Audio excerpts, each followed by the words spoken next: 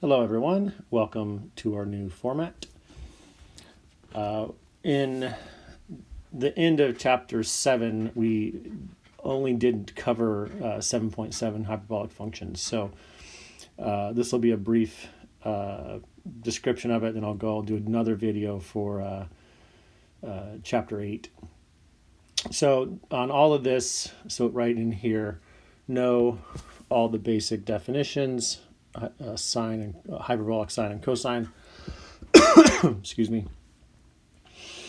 Know they're all their basic shapes, kind of how they're the definitions especially. So nothing specific there. Know how to prove an identity. The key aspect is knowing the definitions of what hyperbolic cosine and sine are, and then working from one side to the other. So you never state this in the beginning. You go from one side, and then you have equivalent statements like this, and you simplify it all the way to 1. So just be able to do different proofs of that, or verifications of the identity. Then we moved on to derivatives. Not so much interested in having you know that sinh derivative of sinh is cosh, but like how to do it. It's really easy to show that step because you can just take the definition and apply derivatives of the exponential function. So it works out rather nice there. So let's put in parentheses here just because. All right, so excuse me, getting used to this myself. All right, so then we looked at some applications. So we did some of these in class together. So applying chain rule, product rules, stuff like that when you have differentiation and integration, using the new definitions. So then we looked at some examples. I think I wrote these up in class, I'm not sure. So just look at all the basic, know the definition, know how to do the derivative, all the stuff on exponentials.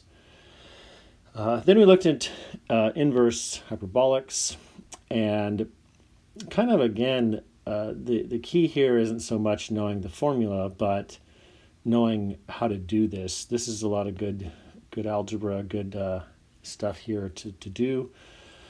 How we solved it. I wouldn't ask you like the whole thing, but pieces of that I could ask you something about it. So study this one. Just ask all of this stuff here. It is a good variety of math objectives and how to do them, stuff like that. And there's a lot of good stuff here. So I want you to look over that again. Again, nothing specific or everything, but just it's a good application.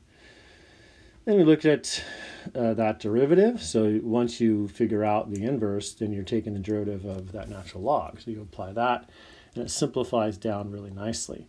So something like this might be a good question. So this one, highlight that. This is a good example. It's not so much an example, but it's a good one to look at. So look at that. Then some applications using chain rule for the derivative. That's what this one would be.